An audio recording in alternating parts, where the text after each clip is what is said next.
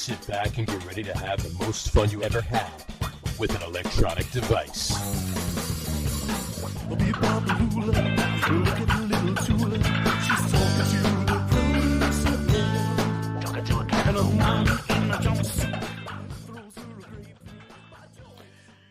All right, everybody, welcome out to the Get On With It Sports Show. It is Wednesday, September the 20th, 2023. Jersey Johnny coming at you with me, as always, is none other than Mr. RadioPete and Mr. Harry Lug Nutz. Say hello, gentlemen. Hello, gentlemen. Hi, everybody. How is you tonight? It's I'm really good. I'm good too. It's we're a couple days away from the actual official start of Oktoberfest. Although, many Oktoberfest things like that you can relate to fall, if you will, have been out for about 3 months already, but that's besides the point. But yeah, it's time for some pretzels and beer and everything else. Remember when Oktoberfest used to be a time to watch the Yankees in the playoffs? Used to be a time to watch the Yankees in the playoffs. Yeah, true. It used to. Remember when you could look forward to the start of the basketball season. Right, that's coming up. Yeah, but usually end of October, beginning of November. Right, you'd hit October, you'd be like, yeah, Halloween's coming. Mm-hmm. The NBA is starting up now. If you're in New York, what are you rooting for? I don't know. The Islanders? Yeah. The Rangers? The Sabres. Sabres are terrible, right? Sabres are terrible. Didn't they set a record for futility last year with 29 losses in a row or something? I think they beat their own record, yeah. Yeah. The Sabres have never won a Stanley Cup, have they? No. So there you go. There's something to... Mm-hmm. The Devils are the... Devils. They're not even a real New York team. The Devils are the devil. Yeah. So sports-wise... Boy, this is turning out to be a great fun show. Oh, it's yeah. Basically, we got fun about that. 8 months or 9 months of misery ahead.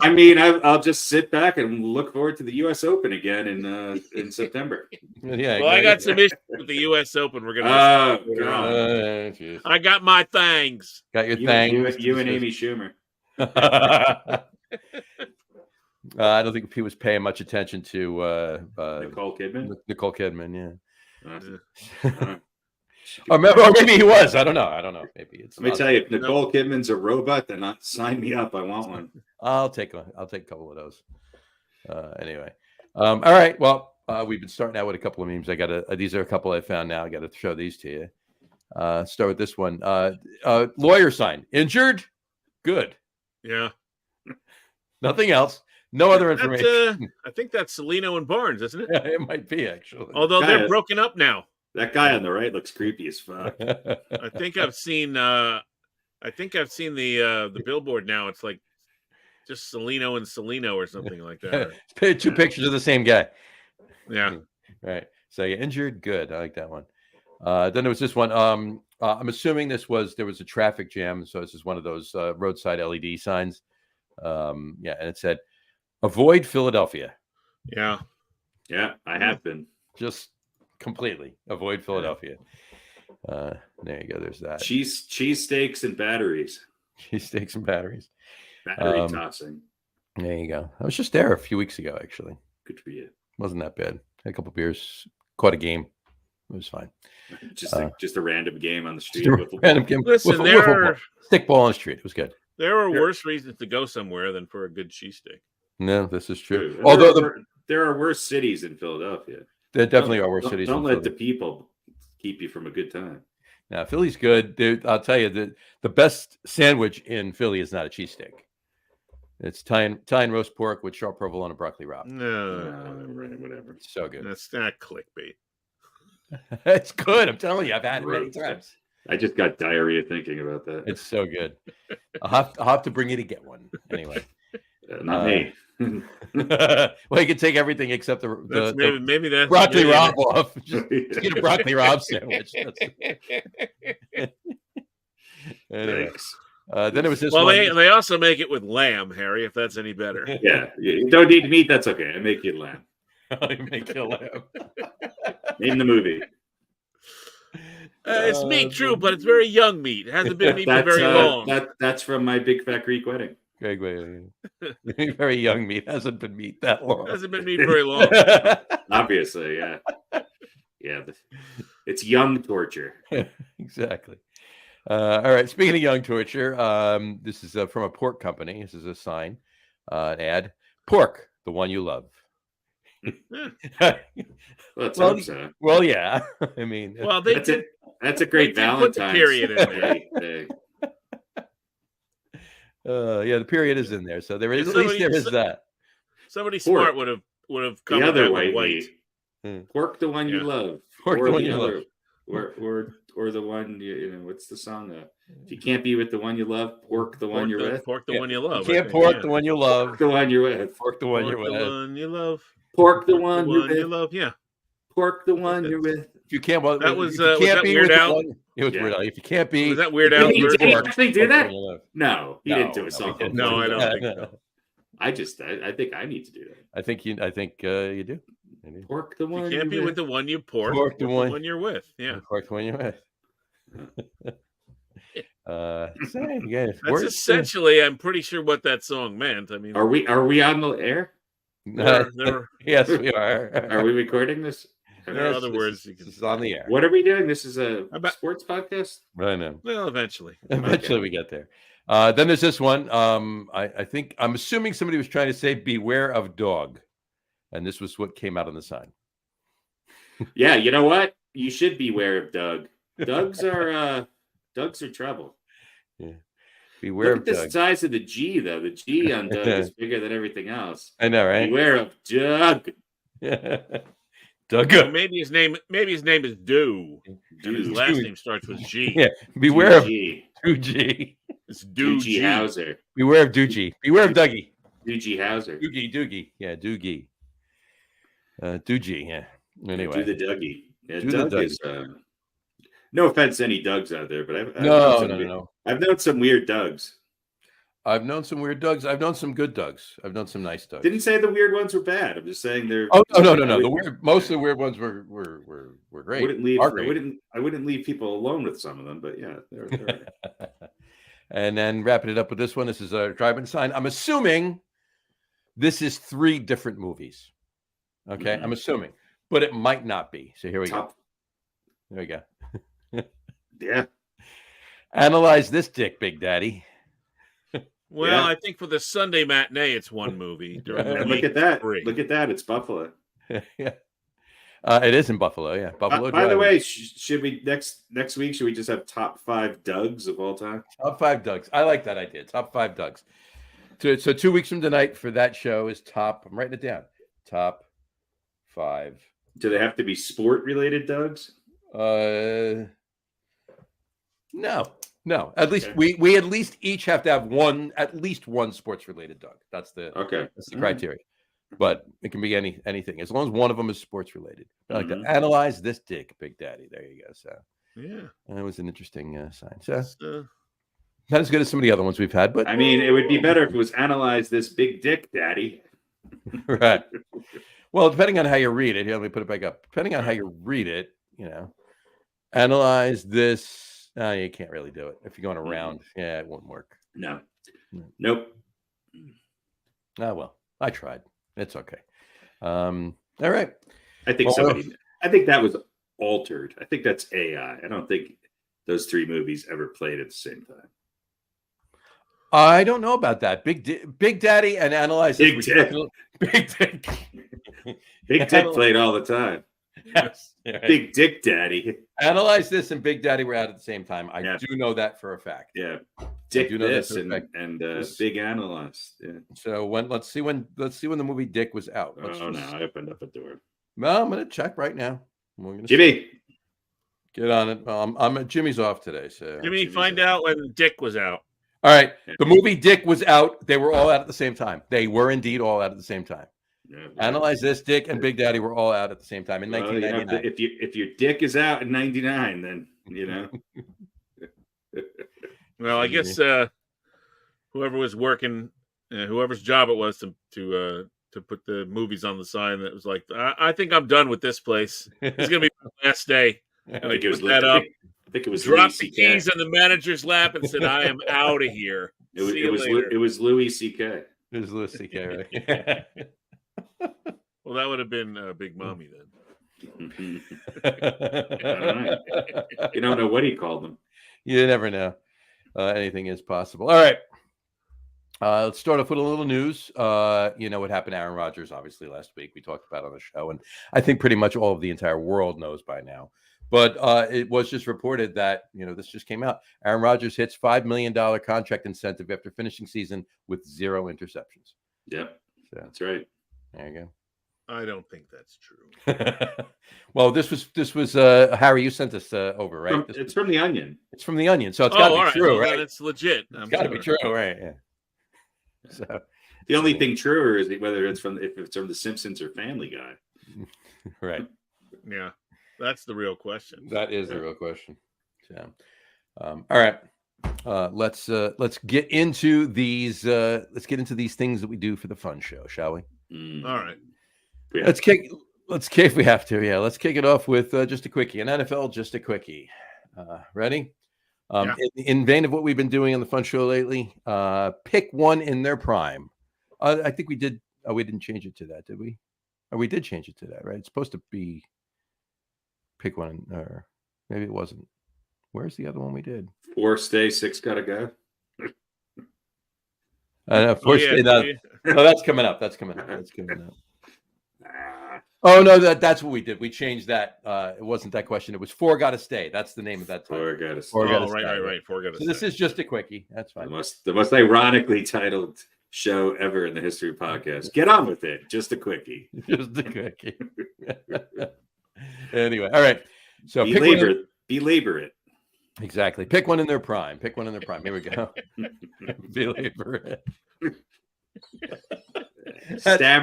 Stammering and stuttering. That's our pay-per-view audience on the Drunken Crawl. Mumbles, grumbles, and stumbles. Exactly. All right, pick one in their prime. Here we go. We're gonna start with Pete. Ready? Pick one in their prime. Barry Sanders or Emmitt Smith? Barry Sanders. That was quick. Harry, same question. Yeah, either, man. Well, Sanders was maybe the most dynamic running back of all time. Emmitt Smith was just a systems running back. No, I mean, look, I will say this though. I think I'm going to give it to Emmitt Smith. You know why? Because he did it for a really long time and he won. Yeah, but he didn't win. Team won. They won. They won. Yeah. Now, all right. Let me ask you this. Now that you said that, let me ask you this. If Barry Sanders was on the Cowboys and Emmitt Smith was on the, I don't know. Emmitt, just in your mind, if Barry Sanders was on the Cowboys and Emmitt Smith was on the Lions, would the Lions have won 3 Super Bowls and the Cowboys wouldn't? I don't know. Or would the Cowboys have still won 3 Super Bowls? Cowboys probably still would have won, but Barry Sanders probably would have quit. At halftime of the but when he quit, they had already won 3 Super Bowls. I'm just playing devil's advocate. They're both great running backs. But I don't know. You never know. Well, I mean, first of all, the context of the question. One in their prime, what? That I want to start my team with, that I'm going to push off a cliff, that I want to have dinner with, that I don't mind if he marries my sister. This segment is just a quickie. Yeah. Well, we got to belabor it. Come on, it wouldn't be. I think they're 2 of the top 5 running backs of all time. So it's. I agree. I'll take either or. You could go either way with this one. There's no wrong answer to this. Sanders was mind-boggling. So obviously, the answer is Barry Sanders. Emmitt Smith was a damn good running back. He was. They both were. Some would say the best ever if you're a Dallas fan. Of course. Which is why I'm shocked, since we went with Pete first, that he immediately said Barry Sanders. There's no context. There's no context whatsoever. All right. Pick one in their prime to marry your sister. Oh God. I'd probably still go Barry. Let me let you in on a little secret. My sister's not marrying either. All right. Well, we have our answers, so there you go. All right. That brings us to we're gonna do the four gotta stay segment right into the four gotta stay segment. Tonight's four gotta stay. It's a little different. It's a little different. Okay. I'm still giving you four. I'm still giving you six. You got to pick four. Two got to go. But four got to stay. It's a little different. We're doing teams. Top. I'm sorry. We just did that segment. 1939 Buffalo Braves. Top four got to stay. Top Yankees and Mets teams of all time. We're going a little baseball. All right. Top Yankees and Mets teams of all time. It's not the 86 Mets or the 69 Mets. I don't know any other Mets. I'm giving you six. Four got to stay. Two got to go. Write these down. Write these down. Doesn't matter. 1977 Yankees. Not staying. 1998 Yankees. Not staying. 2009 Yankees. That's staying. You didn't even hear what. Doesn't matter. 2023 Yankees. 2022 after that is the 2023 Mets. 2021 Yankees. I should have done it right. I should have been 84 Yankees, 2023 Yankees. 2023 Mets. There we go. Now, 77 Yankees, 98 Yankees, 09 Yankees, 1969 Mets, 1986 Mets, and the 2000 Mets. Okay. So 77 Yankees, 98 Yankees, 09 Yankees, 69 Mets, 86 Mets, 2000 Mets. Pete, you go first. Okay. Correct me again. Refresh my memory. What did the 2000 Mets win? Nothing. Okay. Bye-bye. See ya. But he had to pick three. He had to pick three Mets. Mets only won 2 World Series. So what am I? They won the NLCS. They didn't win the World Series, though. No, the Mets have only won 2 World Series. So yeah, I know. I didn't have. I mean, you should have picked the 4th Yankees team and given the 2 Mets teams. So you could pick all 4 Yankees teams. No, I'm not picking all 4 Yankees teams. Who did they lose to in 2000? They lost to the Yankees. That's why the 2000 Yankees aren't on here. But so they're gone. I don't want to think about that. All right, fine. They're out. Bye. Okay. Losers who lost to the team that I hated the most in my childhood. All right. After when I became a Met fan. So goodbye. All right. Bad memories. Bad mojo. Okay. 69 and 86, 2 winners. They stay. 77 Yankees stay. Mm-hmm. Because that was about the tail end of my Yankee fandom before I switched over to the Mets. Mm-hmm. Probably 77 and 78. After that, I sort of became a Met fan. So 98 Yankees bite me. 2009 Yankees go kick rocks. So you're only picking 3. Oh, I got to keep 4? Yeah. I guess I'll keep the 09 Yankees. Yeah. Okay. Who was on that team? So arguably the best team on this list you just got rid of. Just the 98 Yankees? Yeah, fuck that. Who was on that team? Who was on 2009? Everybody on 2009? Jeter, A-Rod, Mariano Rivera. A-Rod, Jackie Matsui. Johnny Damon. Yeah, see, some of those guys I can kind of like. Mm-hmm. Who were the pitchers? In 09, it was still Pettit. CC Sabathia. CC was he on? CC was on. That's right. Mm-hmm. Mark Teixeira was already on the Yankees at that point. Yeah, I was going to say Mussina wasn't on that team. Mussina was not on that team. Yeah. What a great team. Anyway. Okay, so that's fine. So you're going with 77 Yankees, 09 Yankees, 69 Mets, and 86 Mets. All right, Harry. Yep. AJ Burnett was on that team. AJ Burnett. Your buddy Robbie Cano. Yeah. Mariano, Pettit, Matsui. Teixeira. I think Brett Gardner was on that team. Brett Gardner, that was his first year. It was his rookie year. Posada. Posada. Posada. Johnny Damon was on that team. Nick Swisher. Yeah. Nick Swisher was on that. I almost kind of like them because of Damon and Matsui. I like those guys. Jabba Chamberlain. Yeah, Jabba Chamberlain was on the team. All right, Harry. Well, I mean, look, I'm going to go with the 98 Yankees number 1, 77 Yankees number 2. I'm going to give it to the 86 Mets. But I don't know about. I want to be nice and throw the 69 Mets in there, but I don't know. Were they better than the 2009 Yankees? I think so. I don't think so. I really don't.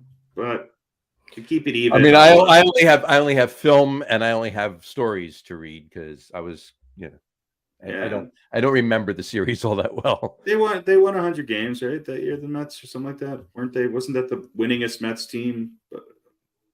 It was the winningest Mets team before 88. Yeah. The three winningest Mets teams were 69, 88, and 86, and last year, 4 winningest throwing last year too. We won 101 games last year. Yeah, I'll I don't actually believe in it, but I'll take the 69 Mets. Take whatever you want. You can take 3 Yankees teams. I'll do 2-2. You're exactly if you're playing along at home. My picks would be the exact same thing that you just did, Harry. 77 Yankees, 98 Yankees, 69 Mets, and 86 Mets. The 2000 Mets I did put on there because I think personally that was the best Mets team other than 88 and 2006. The 2001 Yankees are probably better than the 2000 Yankees, but a bloop fucking single ruined their World Series. I didn't want to put the 88 Mets on there because the 88 Mets should have roller skated through the damn World Series. They were a better team than they were in 86.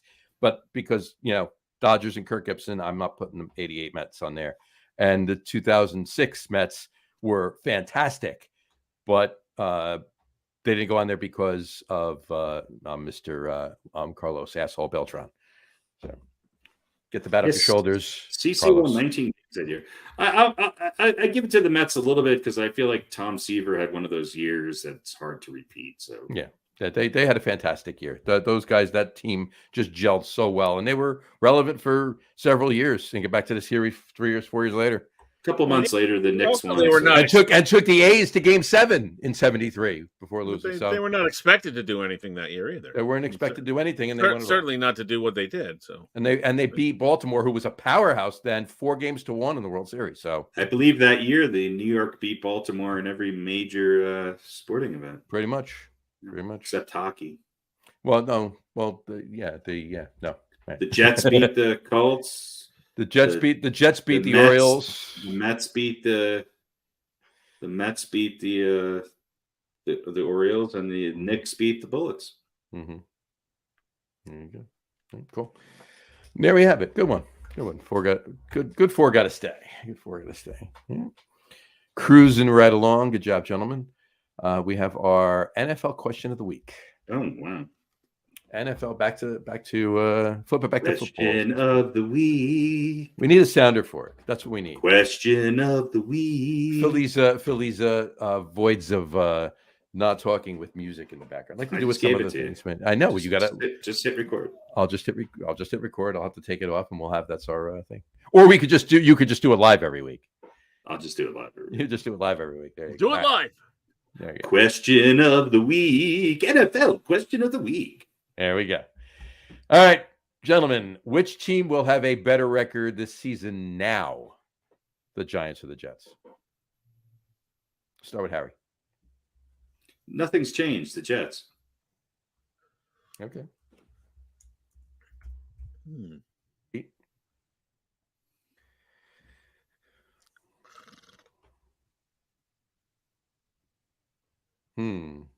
He's thinking. Smoke is coming out his ear. Just one ear, though. Yeah, I guess I'll say the Jets. All right. I did not. When we did this last, I said the Giants. I'm switching it. Yeah. It only took 2 weeks to get me to do that. But I could be wrong. We could all be wrong. We could all be right. Who knows? And that better record by honestly could be the Jets could be 7-9 in the or 7. That's not what you asked. Yeah, I know. It's not what you asked. You said Jets could be 7-10, and the Giants could be 5-12. The question was, who's going to have a better season? Right. So they could still both suck, but the Jets will have a better season. I think the Jets will accomplish more, no matter what the record is. I think the bets will accomplish less. The bets are in. There you go. Mm-hmm. Sounds good. All right. That brings us to this week's rapid fire quiz. I like that. There you go. Pew pew. Rapid fire quiz. Brought to you by Colt McCoy. Pew pew pew. Pew pew pew. Colt All right, McCoy. folks. Colt McCoy. And MLB rapid fire quiz. We're going back to baseball again. We're getting away from football for a couple weeks. Obviously, we're going back to baseball. Yes, back to baseball. So, MLB rapid fire, MLB history rapid fire quiz. 2 weeks ago, Pete lost poorly to Harry 4-0. 4-0. So I don't remember it that way. I got cocky from my win 6 months ago. He did. Yeah, six weeks ago he won. And then he lost 4-1. Now he lost 4-0. So let's switch it back to baseball. Maybe he can pick himself back up again. Here we go. I've peaked, folks. I've peaked. So Peaked. that. I feel like he's going to win this week. I feel like my brain is dead. But all right. Well, we'll find out. Pete, we're going to kick it off with question number 1. All right. You ready? Okay. Question number 1. Here we go. Question number 1. Here we go. I need you to tell me the following. From 1991 to 2005, what team made the playoffs a record 14 consecutive times? Patriots. Baseball. oh, baseball. Sorry. The Savannah Patriots of the Carolina League. Yeah. What years? From 1991 to 2005, what team made the playoffs a record 14 consecutive times? I don't know. The Braves? Very good. The Atlanta Braves. You got that right. Good job. All right. I meant the Boston Braves. Well, it's the same team. So. Yeah, no, it's not. Yeah, it is. I know, but it's not. It's not. Right. Well, they went to Milwaukee in between, but. Yeah, well, plus everyone on the Boston Braves is long dead. Well, that's true, too. That was like 100 years ago. So. Yeah. All right. Question number 2. Name one of the 3 players prior to 1977 to win 2 World Series MVPs.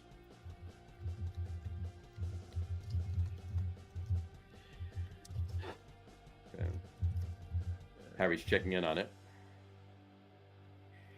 Name one of the 3 players prior to 1977 to win 2 World Series MVPs. Prior to 1977. Prior to 1977, one of the 3 players. 3 players did it. Prior to 3 players did it twice or 3 times? 3 players did it twice. See, name one of the 3 players prior to 1977 to win 2 World Series MVPs.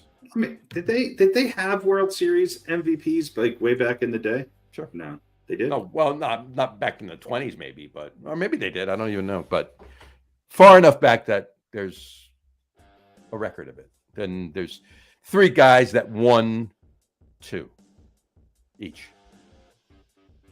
So between the start of the bestowing of the World Series MVP award in whatever year that was, and 1977, there were 3 guys who won it twice. Correct.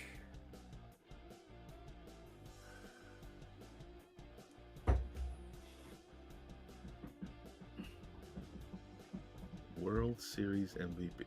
See, when you're a Met fan, you don't. Yeah, I'm just trying to think who's won the most. Memories of the World Series are not first and foremost in the mind. It's usually painful. Well, it wasn't the Mets. Right. Who won it in '69, Stever?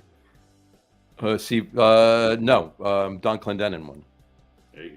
That's a tough question. I shouldn't have told you. I should have used it for next week. Yeah, 2 weeks from now.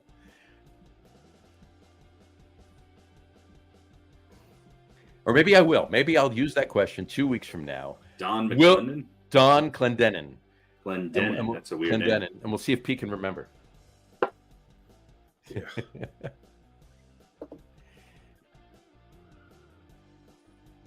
Well, can we have a hint about when the World Series MVP award started? I will find. I was actually going to just check, but I put my phone down because we were talking.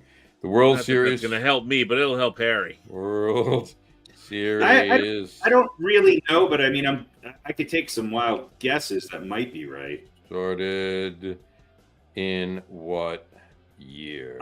I know people who have won multiple MVPs. Started in 1955. Okay. So for 2020. All right. So one of my guesses then is gone. Yeah. So 23 years. So 1955 to 1976. So prior to 77. Who could it be? Two-time World Series MVP. Only 3 people have done it, huh?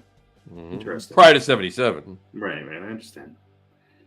Prior to what year? 77.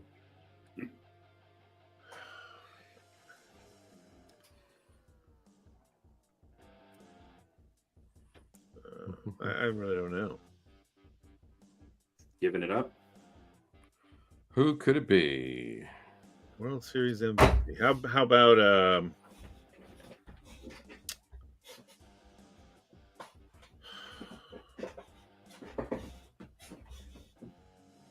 I have no idea.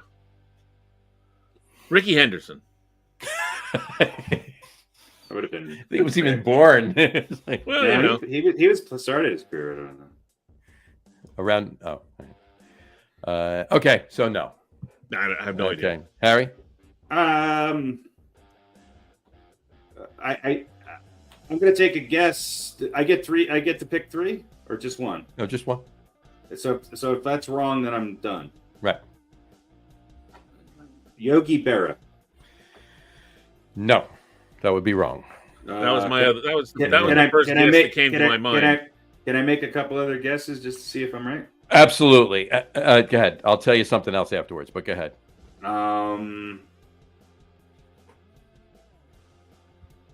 Sandy Koufax. Sandy Koufax, yes, was one of them. Whitey Ford. Whitey Ford was not.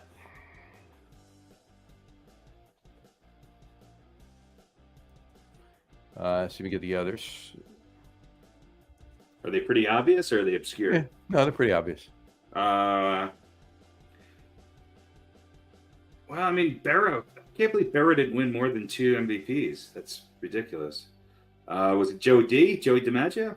Yep, and he would have been before 55. That's right. Yeah, when you said 55, all the names that I was thinking of, obviously a couple of Yankees. Mm-hmm. I don't even know when they finished playing, but I didn't think it was... So who's between 55 and 77? It was the Dodgers, probably the Yankees, and the A's that won the most. So I'm going to say Reggie Jackson. Reggie Jackson. Fuck, I should have known that. Mm-hmm. And one, 2. And one other one. Sandy Koufax, Reggie Jackson, and when did Bob Gibson pitch? That's number 3. Fuck, but I ruined it by stupid. Yeah. Sandy Koufax, Bob Gibson, and Reggie Jackson. So there you go. Well, I mean, it took me 6 tries to get the 3. I know it's true, but all right. So nobody got that one. Moving on, Pete. Your question number 3. You ready? Yeah. All right. Who holds the record for most career playoff games played in? All time? All time. Till now? Mm-hmm. NBA, we're talking? NBA. Uncle LeBron. just for the Nets. Brooke Lopez. Oh, God. Most playoff Who holds the record for played? Most career MLB playoff games that they played in? All time.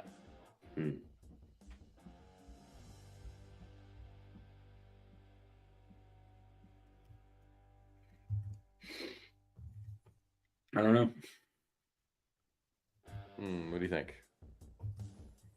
This is not between 55 and 77. No, this is all time. All time.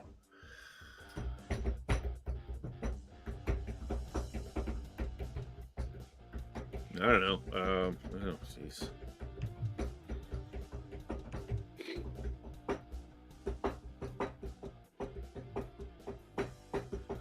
would think it would be a more modern player because they have more rounds of the playoffs. It's good reasoning.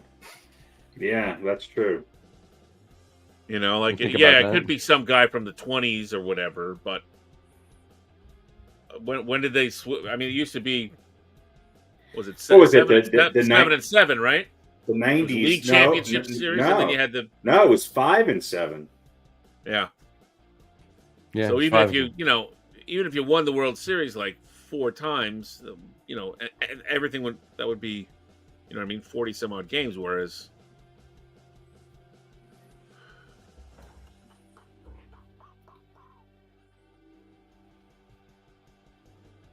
Most career playoff games played.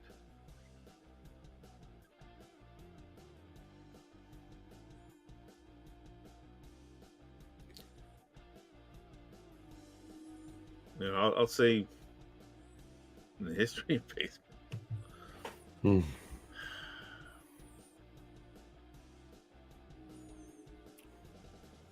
What do you think? I don't know. I'll say Jeter. Jeter's correct. That would be Derek Jeter. That would be correct. So you got that one right. All right. All right. So you're 2 for 3. Harry, we move to your questions. Ready? Uh-huh. All right. Harry, question number 1. Who hit 3 home runs in one playoff game twice? Many people have hit, well, several people have hit 3 home runs in one playoff game, postseason game. Who did it twice? Not in World Series, just postseason. Just in general, yeah, anywhere in the postseason.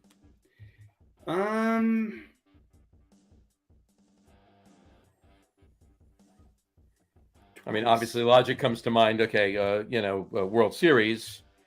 One of the answers for question number 2. But yeah, who did it anywhere in the playoffs? Who did it twice? Who had 3 home runs in one game twice? I don't think Reggie did it twice. I mean, obviously, is it only one person? Mm-hmm.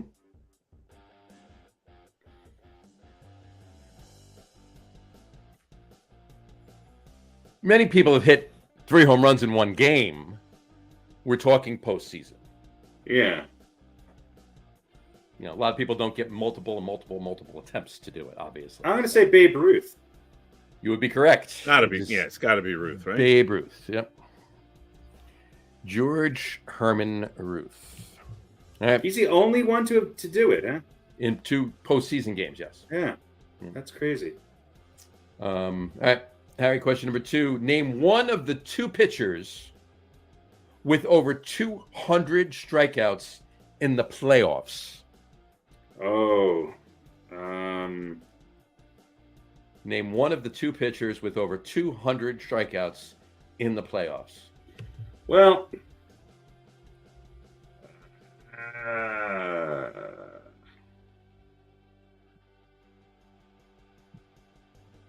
200 strikeouts in the playoffs. Well, and it took him more than one game. Okay. Yeah. Or her.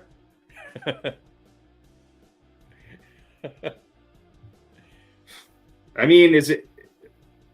Man, he probably didn't play enough.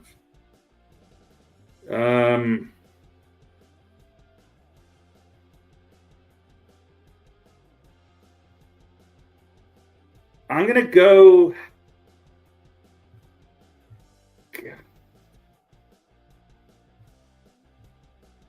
200 strikeouts. That's a lot. I'm gonna say. Yeah, he probably didn't do it. 200. I think Pettit has the most innings pitched. I'm gonna go with Andy Pettit. Andy Pettit would be incorrect. Andy Pettit did not do it.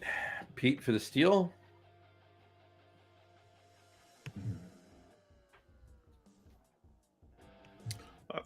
I'll say Clemens. Roger Clemens would be a good guess too. Both wrong. Pettit and Clemens did not do it. So here we have yet another question where nobody will get it right, but you can keep guessing until you get it right. So rephrase the question. It's the most strikeouts in postseason history. Name one of the two players with over 200 strikeouts in the playoffs in Major League Baseball postseason. Is it a current player? Maybe not. All right. I mean, I'm just gonna think. Oh, it doesn't matter because. Yeah. I mean, I would say my other two guesses would be Smoltz or Verlander. Okay. Yeah, I would think that's why I asked that question. I would say Verlander probably. Okay. Justin Verlander is one of the two, yes. Smoltz is not, huh? Smoltz is not. I wonder how many he has. I wonder how many. 199. Does he really? No, I'm saying. That would have been funny. I can find out. We have the technology. I bet Pettit was close. I'll have to check into that. MLB. Oh, the other one's probably also somebody who's been current player. Kershaw. Kershaw, yeah. Clayton Kershaw, yes. Clayton Kershaw, strikeouts. Yeah. Again, we should have known it was. Yeah, I don't more modern guys because they play more games. Here we go. Next, okay, stop. And strikeouts are way up. Right. Okay, I'm going here. Wait a minute. This thing's giving me one of these things, fuckers. Okay, number 10. It's gonna be 10 through 1. So, but I got to click them one at a time, so I can't just read them to you. Number 10, Randy Johnson has 132 Ks in the postseason. Number 9, John Lester. Wow. With 133. Number 8, Tom Glavine. Yeah. With 144. All right. Number 7, Mike Mussina. With 145. Number 6, Max Scherzer. 164. Number 5, Roger Clemens. 173. Number 4, Andy Pettit. 183. There you go. Pretty close. Number 3, John Smoltz. I was kidding before. John Smoltz has 199 strikeouts in the postseason. Oh, Jesus. All right. Number 2, Clayton Kershaw, 213. And number 1, Justin Verlander, 230. All right. 30 strikeouts in the postseason. All right. There we go. All right. And Harry, question number... last one. Question number 3 for you. Here we go. Who holds the record for the most career strikeouts in the World Series? Not pitcher. In the World Series. In the World Series, not pitcher. Like struck out at the plate. So what player has struck out the most? What player has struck out the most in the World Series? Oh boy.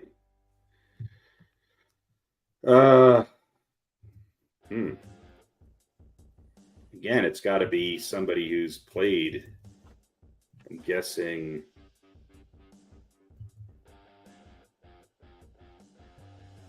God, I don't know.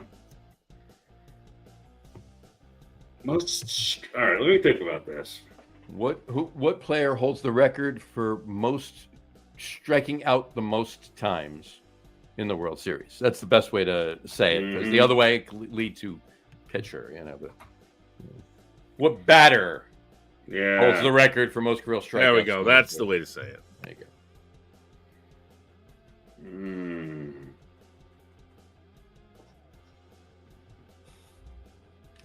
What do you think?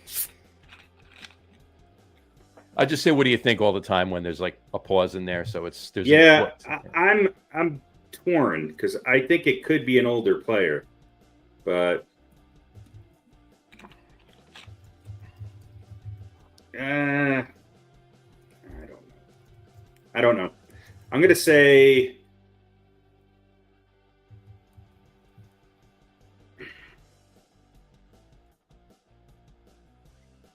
World Series.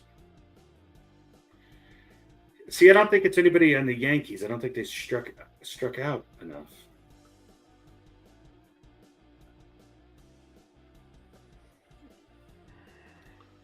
David Ortiz. David Ortiz is a good guess, but it's wrong. Radio Pete for the steal.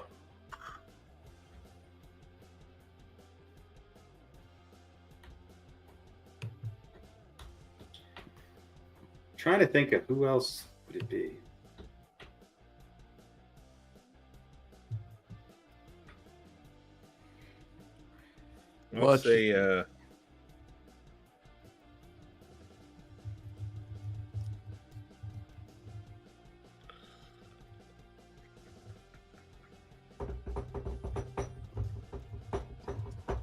I'll say Babe Ruth. Babe Ruth. Another good guess. Wrong. Wrong. Okay. Wrong. All right. And to your point, Harry, it was a Yankee. All right. Let me think about this. It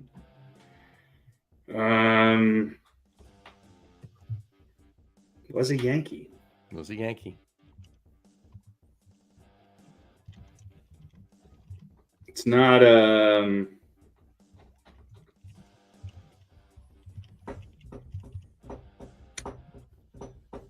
well, I'm going to go out on a limb here and say it was it's not Reggie.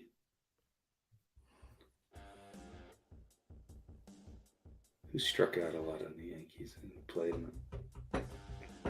I don't know. Is it Jeter? I was going to say, is it Jeter? It is not Jeter. It is not Jeter. Tino It's Martinez? it's not Reggie either, and it's not Tino Martinez. No. Is it an older Yankee? Yeah. It was back when they were playing in the World Series pretty much every fucking year straight for like 15 years. I'm going to say it was Mickey Mantle. Yogi? It was Miggy Mantle. Yeah. Mantle. Mantle holds the struck out a record. lot. Mantle holds the record for most career strikeouts in a World Series. Striking out.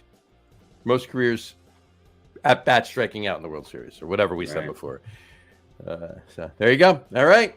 All right. On that note, the unthinkable has happened. Pete has won another. Unbelievable. He 2 got to two. 1. 2 to 1. All right. 2 to 1. 2 to 1. 2 to 1. I'm like the Republicans in an election. Low score is better. 2 to 1. There you go. All right. Weird fact, as we always finish up when we're talking about the World Series. The World Series actually began, I think it was 01, 02, 03, something like that. 2001? Yeah. It began as an olive branch because the National League and the American League were two separate organizations that never played each other. Two separate baseball organizations that never played each other, and they hated each other. So it was an olive branch. So like say, let's take our best team at the end of the season and play each other. We'll call it the World Series. That's your weird fact of the day. Yeah, that's how one of the biggest things in sports started. Started Right. because of two leagues hating each other. So there you go. All right. Good job, gentlemen. Good job. Let's fade out our music here. All right. Cool. That was good. That was a good one, I thought. Yeah, nice pitchers duel there, 2 to 1. This is true. This is very true. Turn that one off. All right. That brings us to tonight's top 5 list. You ready for it? Dun dun dun. I was going to say. Top 5. There's never just 5. It's a top 5. This is very true. All right. Tonight's top 5 list is top 5 NFL players since 2010. Top 5 NFL players since 2010. We obviously do our own 5, so I'll read through them all. We'll talk about them as we go or afterwards. Either way, it's fine. I thought you were supposed to compile them and actually make it a top. Yeah, that was when we did a top 10. Oh, Yeah, Now it's just a 5, so we read them now all. it's a top 10 by each of us, just narrowing it down to 5. All right. So here we go. So we'll start with Pete's. Radio Pete's. His number 5 is Aaron Donald. His number 4 is Rob Gronkowski. I'm just going to read them all. We'll talk about them all of them afterwards. His number 3 is Patrick Mahomes. His number 2 is Drew Brees. And his number 1 is Thomas Brady. We switch over to Harry's. Harry's got a tie at 5th. So his tie at 5th is Richard Sherman and Julio Jones. I thought I changed to just Richard Sherman, but that's okay. No, we left them in there. Why not? There's more to talk about. They're both good. Why not? Plus, you got the offense-defense thing going there. Exactly. As number 4, Adrian Peterson. Yep. He was pretty good. As number 3, Aaron Donald. Another Aaron Donald. Number 2, Patrick Mahomes. And number 1, Tom Brady. Brady. All right. And myself, I got a tie with 2 defensive players at number 5. I have DeMarcus Ware and Darrelle Revis. And Philip Rivers. Yeah. Revis. And Darrelle Revis. Darrelle. Do you remember the kids in the hall? The character of, oh, hi, Daryl. Darrelle. It's Darrelle. I'm crushing your head. I'm pinching your cheeks. Anyway, all right. So 35-year-old comedy reference. It's so good.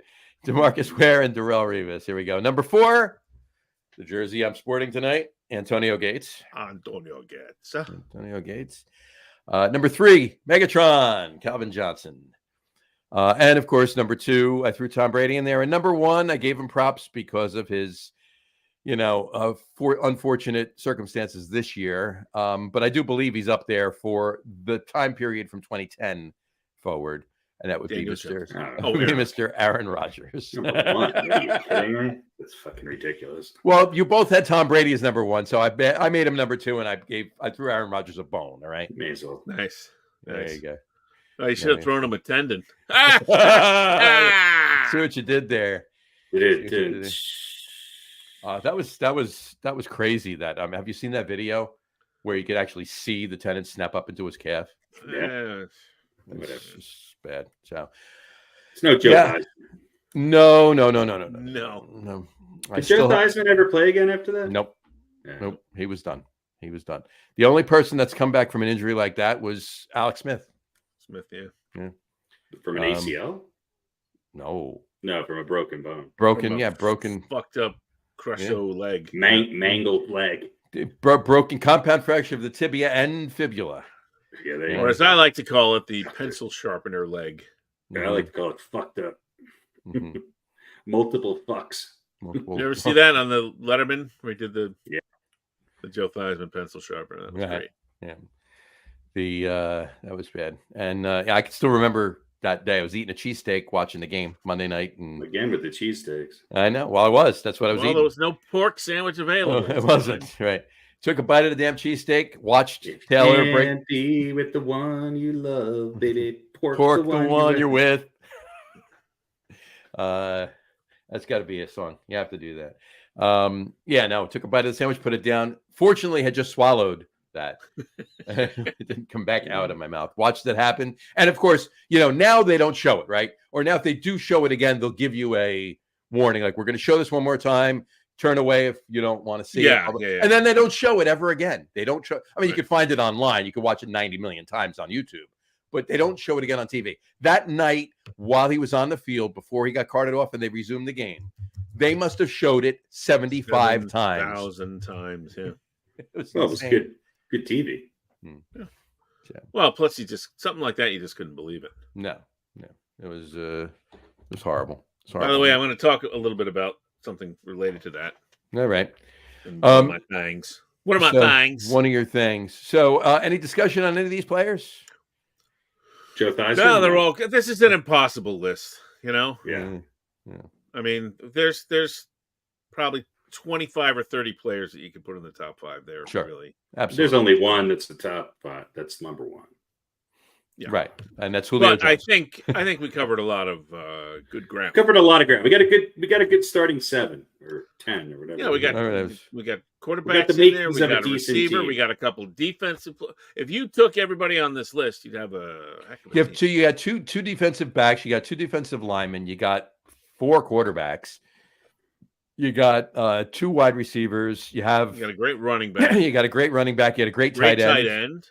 Yeah. So you traded away a couple of the quarterbacks for. No, you keep all 4. In today's game, you need all 4. Well, we only have 1 game that we have to play. Yeah, two tight ends, 2 great tight ends. Yeah, that's right. Yeah. Well, there you go. All right. So there you go. All right. So that brings us to a segment that we have not done in quite some time. And that would be top 5 Canadian football players of the 60s. Exactly. Top 5 Grey Cup winners of the 1940s. There you go. Isn't that a dog race? I think so. No, it would be this week's Old Balls. Old Balls. So I got to know something about this. Who did I pick? What did you pick? You picked none other than this guy. Oh, yeah. The man whose forehead has grown exponentially. I don't know. 2010 onward, I think people forget that in the early 10s, what are we calling the 2010s to 2020? Peyton Manning had some of his best years, and then ironically, one of his worst years, he won a second Super Bowl to catch up to his little brother. But I will say this: was 2013. I think maybe his best year. That Broncos offense was unbelievable, and he was on fire. He was in Dan Fouts territory.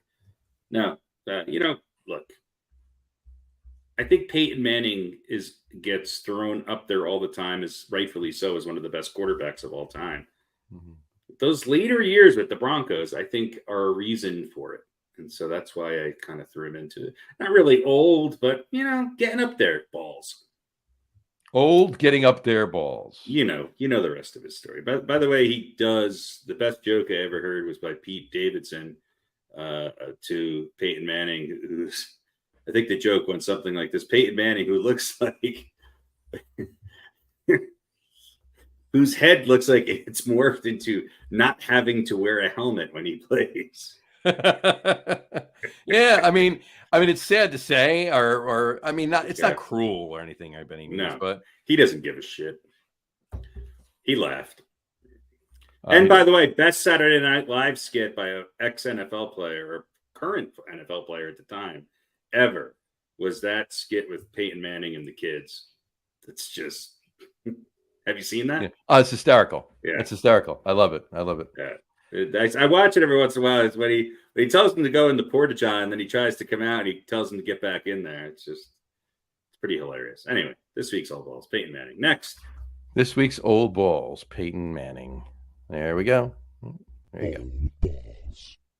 Had to put that in there. All right. The next top 5 is top 5 Dougs of all time. It is.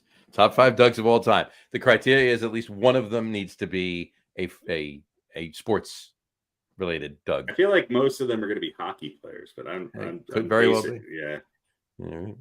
All right. We have another just a quickie. We're back to another just a quickie. Just a quickie. I got another quick just a quickie for you, and that is: what's your fondest MLB postseason memory? Start with Pete. Silence. In all of sports or baseball? MLB postseason memory in all of sports. You're fine. Well, you got a football screen up there and it says others. Sports, just a quickie. I said MLB. Your fondest MLB. You said fondest MLB postseason memory. All right. Fondest MLB. Definitely when Joe Theismann broke his leg. In baseball postseason. There you go. Pete, if you're speaking, we can't hear you.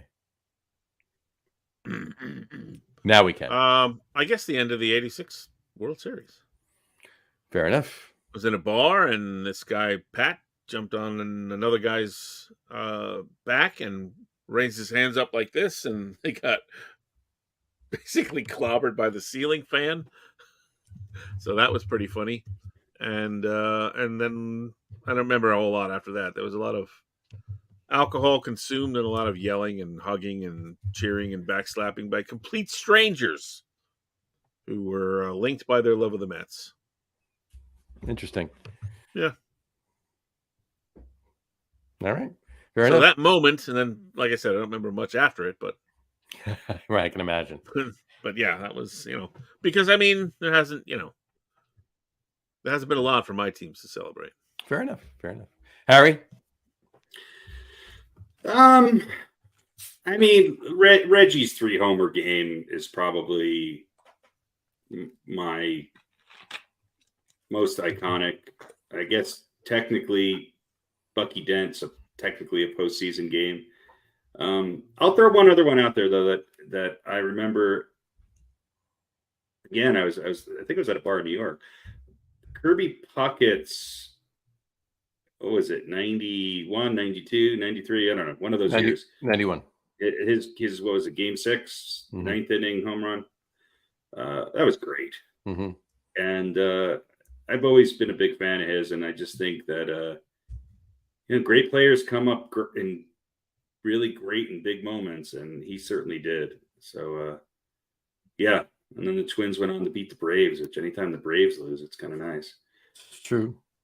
So yeah, I'll put that up there too. Obviously, I mean the Buckner, Mookie. I was gonna say Mookie Blaylock, Mookie Wilson. You're gonna say Mookie Betts. Mookie Betts, yeah. Yeah, I mean, I think that those are definitely up there. And then one other one, Chris Chambliss's home run to win the pennant against the Royals was fantastic. I mean, he literally couldn't get off the field. I don't think he ever touched home plate. So anyway, those are a few. There you go. All right, cool.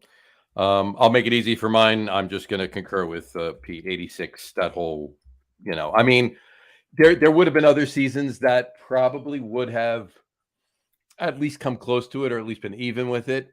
Maybe surpassed it, but 86, 88, and 06, and even 2015. Shit happened. So, but 86, yeah, that's the one. So cool. Yep. All right. All right. It was that. Pete, do we have an over under? No over under tonight. No. All right. The way that we present this podcast, it's almost like we put no planning into it. Seems that way. Do we have an over under? No. I don't want to give the wrong impression, but yeah. It's all an act. It's all an act. It really is. Yeah. But all right. So no over under tonight. You did say to mention to you that you had something as far as Theismann goes in that Monday Night Football game you wanted to bring up. Meeting the cheesesteak. They showed it 75 times. Oh, yeah. Well, this is I knew there was a trigger in there somewhere. I just had to keep saying. We're into my thangs now? Is that it? We're into your thangs. Yeah. All right. See you guys next week. Yeah. No, Pete, I like that. Pete's thing. Pete's thangs. Which is also a segment on OnlyFans, but of a different type, of course. So this is there's a general rant. I know the US Open is for a couple weeks now, but there's a few things about the Open that kind of bother me. Oh. And one of them is, as you know, during the semifinal in the women's singles, Coco Gauff was playing whoever, I can't pronounce her name. And there was a climate protest going on in the stands. And there was a few people involved. And apparently one of the people super glued their bare feet to the floor. Cool. And I think there was about an hour delay as they extricated this person. And they should have just ripped their feet off the ground. That was the first thought, is just rip the skin off. But if they were people in ambulances who couldn't get to the hospital to save their lives, and the climate protest was the reason why, I would say that would be one thing. But a few, people were inconvenienced at a fucking tennis match. So I agree with the sentiment, but obviously you can't. Those people have some time on their hands. Yeah, no one deserves to be maimed for. Let's just tennis is not the sport of the people. Let's put it that way. No, it really is, especially not the semifinals of the U.S. Open. Right, but it's a big audience, so that's why they. But anyway, it's a big white audience from Long Island. Yes, I must have missed the one time I think that they mentioned something about a protest or whatever going on in the stands, because I had no idea what was going on. You just thought the players sitting down, and I think, oh, they're not supposed to be changing over right now, and then they're sitting there for 10 minutes and 20 minutes, and then they leave and go into so my rant about, and that is the example. My rant is, can we stop with this ridiculousness of never showing anything? Right. We can't We're not show letting the you guy know what's going on. Right, not letting us know what's going on. And I imagine they mentioned it once, but I think I missed it. And then I don't remember them saying anything about it. And then after a while, I was gone. I'm like, I don't know what's going on here. And I went to the football game and eventually went back. But my bigger point is, can we stop with this ridiculous fallacy that we can't show anything because it might encourage other people? That's ludicrous. It's ludicrous. If you're going to run on the field at a baseball game or a football game, you're not going to be. Boy, I'm really on the fence about this, but I saw some other idiot do it. Right. Where did they glue their feet? Were they in the stands or on the court? Yeah, to the floor. In the stands. In the stands. Yeah. Why'd they have to stop the game? Just wrap them in a fucking bag and. Well, my point is, put a flag on top of it. Why not show what's going on? Yeah, watch them. I would say, keep pushing them and see if you can dislodge their feet from the floor. I'm imagining they had to put like some sort of solvent or something that would. Yeah. But whatever, why not just show what's going on? Show what's going on. Do they really think if they show that, don't stop the next match, 6 people are going to show up and glue themselves? It's ludicrous. Right. This whole now look, when we're talking about school shooters, and they don't want to reveal information about that because they want to avoid copycats. I think that's legitimate. But a protest at a sporting event or somebody running on the field, they have to pan the camera away. Just show what's going on. Everyone has a camera in their pocket. The footage is going to be out there for anyone who wants to see it. So just show it. Yeah, and some of us, like Pete, literally have a camera in their pocket. Literally. You're not going to spark, you know what I mean? 100 other copycats who never thought of doing it. What a wasted opportunity for Super Glue or Gorilla Glue or whoever it was to become a sponsor for the U.S. Open. Rolex, Mercedes, Range Rover, and now Super Glue. When you want to make your point and you want to stop a match, Super Glue. If nothing else, we could have learned how to get your fingers unstuck or your feet unstuck from the floor because there's something they had to, So anyway, that's point one. And that goes for all sports. Just show what's going on. We're not 6-year-olds. We're not going to go, I'm going to go. Anybody who wants to run on the field and make an ass of themselves and get tackled and get arrested. Show it. They're going to go do it if they want to do it. My question is, did they really have to stop the match? I think so, because were they thinking maybe the players or the fans were in harm's way? I think it was. Yeah, it would have been too much of a distraction. It was less about the feet being stuck and more about trying to find out if there was something else involved with this. Maybe. Yeah, it's like what the hell was going on? Yeah. Anyway, that's point one. Point two: old man on his porch yelling, "Get off my lawn!" This is the U.S. Open being played in New York City. I know it's New York and it's the late night glitz and all that. You can't be starting these matches at 9:30 at night. You can't have the women's final ended at like 1:00 in the morning. You can't do it. Fuck California. If they want to watch it, tune in. Well, most of the time tennis is on super early anyway. I mean, look at Wimbledon. I mean, they don't. It's not. No, the U.S. Open ain't. They're routinely starting matches. The men's final started at 2:00, so I guess 4:00 Eastern time. Well, right, that's the final. When like the semis, they have 2 matches because they don't want to do it. They want to do it on the same day. Right. You got to start one earlier. Now I know it's. I think you're being pussy. No, I mean not for me. I stay up. I'm joking. I'm joking. It's the same thing with the World Series. Don't start World Series or anything at 8:00. Yeah. Don't start Monday Night Football at 8:20 for God's sake. NBA playoff games, which don't end. Don't start NBA playoff games. I hear you. Let the fucking kids watch the game without having to stay up till 1 a.m. If your daughter's hero is Coco Gauff, she shouldn't have to stay up till 1:00 on a school night to watch her win the fucking U.S. Open. That's my. Was it a school night? Yeah. Yeah, it was school night. Was it Friday night, wasn't it? No, it was like Wednesday night or whatever. No. Anyway. Probably Thursday. Yeah. Generally speaking, get off my lawn, start the games earlier. All right. Let's see. Number 3. I think this is the last one here. Boy, he's great. The greatest ever. Djokovic. We should be considering ourselves fortunate that we live in the same era that he is the greatest ever. I agree. I know there are a lot of people who don't like him. Fuck them. And there are reasons not to like him. The vaccination thing, some of the comments he's made. Well, all right. Keep going. Yeah. One thing I found interesting, I find it a little insulting, but also amusing, is in his victory speech, he talked about never dreaming that he would win 24 majors. But yet he's wearing a warm-up suit that's got the number 24 on it. Sure. Now, obviously, maybe when he first started, he wasn't thinking about 24. Maybe when he won, say, 12, he wasn't thinking about 24. But once I think he got into the high teens, he's probably, and certainly at the beginning of this tournament, he was thinking about winning 24. I think when he had 23, he was thinking about 24. He started thinking about So don't even, but I say that in jest. Here's the thing I want to say about Djokovic. He's great, no question about that. I think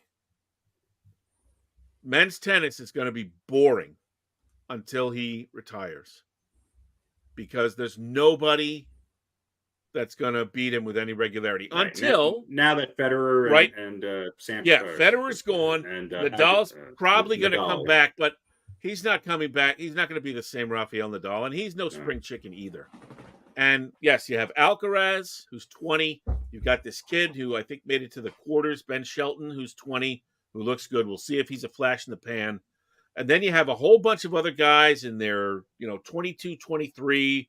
Medvedev, who was in the final, is like 28 or 29. Right. Andy Murray is 30, whatever.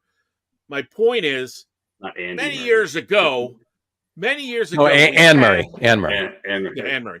We had a time where there was a handful of guys, a group of guys who won everything, right? You had Borg, you had McEnroe, you had Connors, you had Lendl, you had some, guys he's like entering Vilander. Into his Sampras. Sampras was the only other time where I could remember the competition being a little thin at times. Right. And I'm mixing eras a little bit here because they didn't all play exactly. But I mean, Federer's a little bit older than Djokovic, and Djokovic is a dollar. But my point is, you had a bunch of guys, McEnroe and all that, who won stuff, right?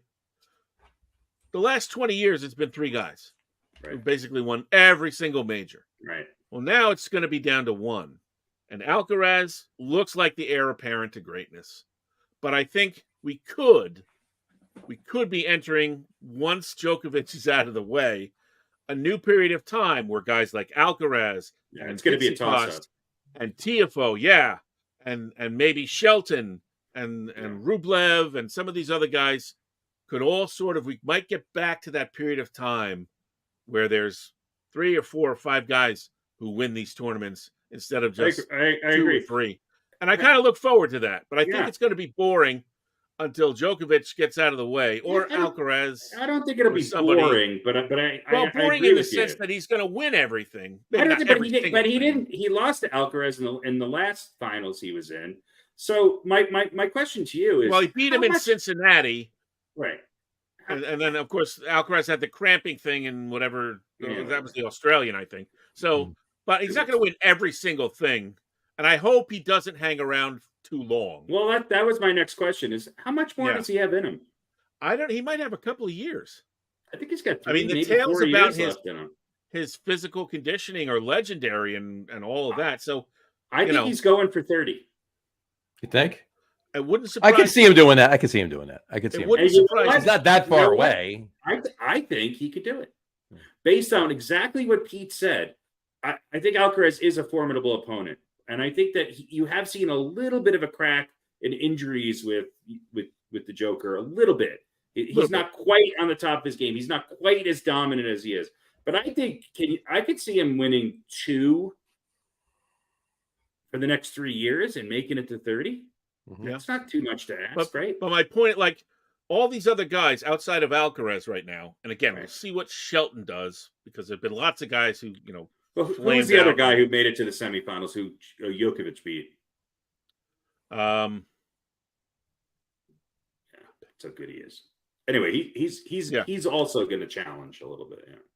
Little bit. But my point is there's all these other guys who are around. Right. And they're all heading into the mid to late 20s. They're not going to peak and become all-time greats. It's too late. It happens when you're 19 or 20 or 21, or it doesn't happen, it seems like, nowadays. Mm-hmm. So Alcaraz is the only one, and we'll see what happens with Shelton. But none of these other guys are going to be – one of them might beat him sometime, but none of them are really going to be regularly challenging him. Yeah. It's going to be – I think he's – hopefully he won't stay out there until he's old and decrepit and can't win anymore. But I think it's his for the taking, and he won't win every single one. But in that respect, I think it's going to be kind of boring. It's going to be kind of boring. I want to get back to – let's have a handful of guys who in their own way dominate instead of 3 or now 1 or maybe. Well, look, Alcaraz is only 20. Yeah, he's only 20 years old. Yeah. And Shelton's only 20 years old. Yeah. And there's a couple other guys. The Greek guys, 22, 23. Whatever his name is. Tsitsipas is, what is he, 26 or 27? 25. 25. Yeah, he's 25. Tiafoe is 25. This Taylor Fritz from the U.S. is 25. Sinner is 22. So yeah, Sinner's one of the younger ones. But that's what I mean. They're all like to me. If you're 25 and you haven't blown up yet, right, you might get a little bit better, but you're not going to be. You know what I mean? You're not going to get considerably better. It's just not going to happen. I agree. So, and I don't think any of them are going to really challenge Djokovic unless he hangs around for just too long. But I don't think he might do that. I don't think he's going to do that. No. I just think, it's been a dynasty of 3. And then Federer left, and it was going to be a dynasty of 2. And again, I don't think Nadal's coming back to be the same guy he was. No, I think Djokovic he's going to go. He's going to go for 30. I'm telling you, he's got at least 3 more years left in him. And I think he's going for 30. I think he wants to do it. And I think he could. I think he could too. I do think he can. I don't think he's not that far away. What's he at? Was it 24? 24. And I think he'll win enough that's what I mean. Like, it won't be he's going to win every single tournament or every single major. He can win 2 majors a year in the next 3 years. Yeah. Exactly. That's very doable. Yeah, that's definitely doable. Unfortunately, because of his personality, he almost needs to separate himself a little bit more from Nadal and Federer to sort of cement himself in history. And I hope he does. But we'll see.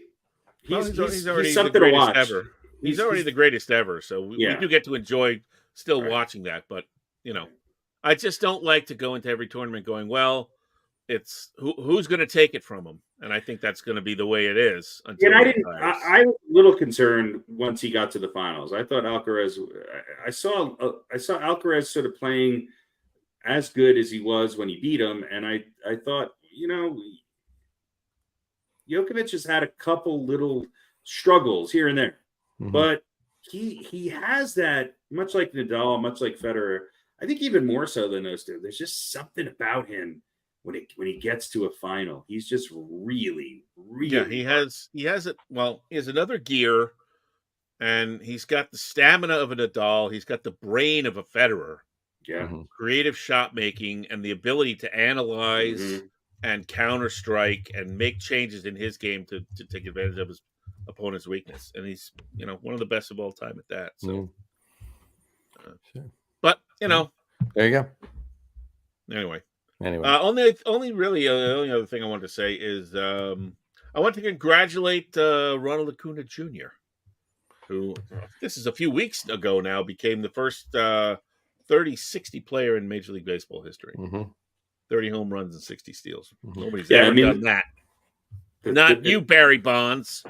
I'll tell you what, the stolen base I didn't think the enlarging of the bases would make that big of a deal. But if I'm not mistaken, I think there's been more stolen bases this year than in many years previously. There's a lot of people with high numbers. Obviously, it's the new pitch clock rule and everything else is leading to that. Yeah. Right. And how many times you can throw over. And right. But I think the real number to look at is attempts. Right. Are steals up because there's just more attempts because they're like, they can't throw over. So now we can go, and the base is what 3 inches closer than it was, or is it roughly the same number of attempts? And they're just getting in more because the base is 3 inches closer. And that I know you can't throw over here now, so I'm going to take that big ass lead, you know, and nothing's going to stop me unless you got a catch who's got a great snap throw. But Right. so Did you hear? But yeah, it's really nice to see the stolen base become a part of baseball again, because the stolen base becoming a part of baseball again, or to a larger extent, is also going to help as far as manufacturing runs. Mm-hmm. Sure. Because you can't bunt a guy to third from first. No. But you can from second. So you get a single and a stolen base. And then, we're willing to more teams might be willing to sacrifice that out and have 2 shots at bringing that guy in. So did you see what Ronald Acuna said when the Braves, this is a week or so ago, when the Braves clinched a playoff berth? Or clinched division, or clinched a playoff berth, or whatever. About time. Well, no, he said something. I'm paraphrasing here because I don't remember exactly what it was. I read it a couple of times in some memes, but basically, people, somebody was either interviewing him or a fan asked him or whatever. Are you going to celebrate winning, the division or clinching a postseason berth or whatever? And he says, no, we don't celebrate that. We're not the Mets. Ooh. Mm-hmm. Well, listen, you got that right. He's not wrong. It's not wrong, but you do you. Let other people do them. Still, that's kind of punching down. It is, especially when his brother is a Met. Yeah, but I mean, the Mets are hardly. Well, that might be why he said it more than anything else. Just to take a dig at his brother. There you go. I mean, not you know how brothers rag each other all the time. I know. But why would you want to? I would bet that's probably more, because why would you want to beat up on the Mets? They suck. Yep. What's the point in that? You know what I mean? It's not like, oh, you came close, but we beat you or whatever. Right. You sucked. I know what everybody and all, what all the pundits said and what the press said and all the expectations we had, but it was pretty evident pretty quickly that wasn't going to happen. So, right. What are you beating up on the redheaded stepchild for? But unbelievable. He's not wrong. All right. You got to celebrate something. You do. Harry, you didn't come up with a theme for Pete's Thangs. Pete's Thangs. Let's listen to Pete. I don't know. I'll come up with something better. Actually, honestly, I feel like Pete's Thang should be more of a funk song. No, there is a jazzy piano intro in the works for that. Oh, okay. Pete's Thangs. Yeah, I'm working with Julio on that, and that's gonna be. It's time for Pete's Thang. Yeah, it's over here. Set to the music of Brick House. Brick House. It is Pete's Thangs. Oh my! Sometimes just letting them all hang out. It's letting them all hang out. He's digging deep now. Digging deep now. That may just work. I might have put that one on the OnlyFans. Or that as a piano, jazzy piano. It's jing jing. Yeah, with the same song, but to a jazzy piano, not to a funk. Yeah. So that's it. We'll have to talk about NBA load management rules. Maybe, maybe in a couple weeks. Because that's going to be interesting. That is definitely going to be interesting. I think it's a step in the right direction. I think it is. I think they might have to tweak the fines definition. Yeah, of what the star player is. I also think that pointed out the other day. Yeah, somebody pointed out the other day that according to the guidelines that they have of the guys who can't sit out, the Chicago Bulls had 3 guys that fit that category, and the Denver Nuggets, the world champions, had 1. Right. Yeah. So they might have to figure out a little different. They might want to rethink that. I also think that the fines aren't that steep. So if it's the top guys, well, not at first, but apparently it can go up to like $1 million, which I don't know, if you're certain owners, you just be like, whatever, I'll just pay it. Exactly. That might be the way that some. I might be wrong on this, but here's something really interesting. In the final three-peat seasons for Michael Jordan when he played on the Bulls, final 3 years of when I think he played in 82, 82, and 81 games. And his last year with the Washington, was it the Wizards? Played in all 82 games. Crazy. Yeah. And he was, 56 years old at that 135 years old. He was 38 or 39. Joe Louis was 135 years old when he fought. Yeah. He fought his final championship fight to win 112 rounds. Exactly. I think it's matter of fact, he was 105 when he started and 106 when he finished. Exactly. That's how long the damn fight started. That's how long the fight was. There you go. It was the month off for Christmas in between the 109th and 110th rounds that added some extra time. Yeah.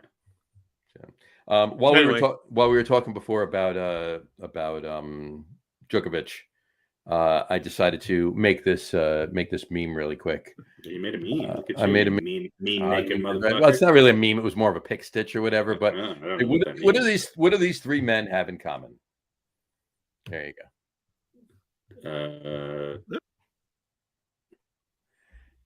Just those of you listening to the audio podcast, you can't see it. It's a picture of Jokic, Djokovic, and a certain role that one Mr. Jack Nicholson played. So, two are nicknamed the Joker, and one is the Joker. There you go. Yeah, there you go. That works. You can legitimately call all three of them the Joker. The Joker. There you go. Only two of them have one other thing in common. What is it? Isn't Jokic and Djokovic from the same country? Oh, okay. I thought you were going somewhere else with that. Oh. I thought you were saying which one of the athletes? Only two of them play basketball, and that's Jokic and Jack Nicholson. Yeah. Only two of them date white girls. Yeah.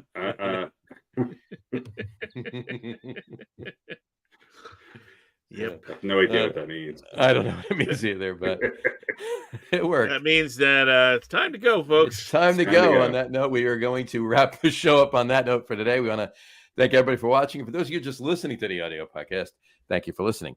Don't forget to visit our website, www.getonwithitpodcast.com. That's getonwithitpodcast.com. And please remember, like us and follow us on all of our social media, Facebook, Twitter, Instagram.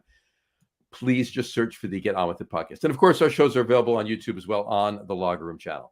Remember, we go live with the video podcast on both Facebook and YouTube every Wednesday night around 7:30 p.m. Eastern time.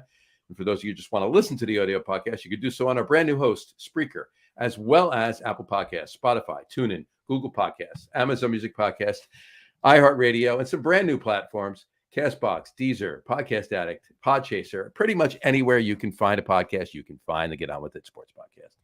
And if you haven't done so already, please subscribe to one or more of those feeds and you will never miss a show. Again, thanks for following along with us. Have a great rest of your week. Have a wonderful weekend. Watch a lot of sports. Watch football. It's coming up weekend too. Week 3 coming up. And we will post our Beaten by the Coins tomorrow before the Thursday night game. And enjoy, folks. We'll talk to you soon. Take care. Cheers. You know what's a good bet? What's a good bet?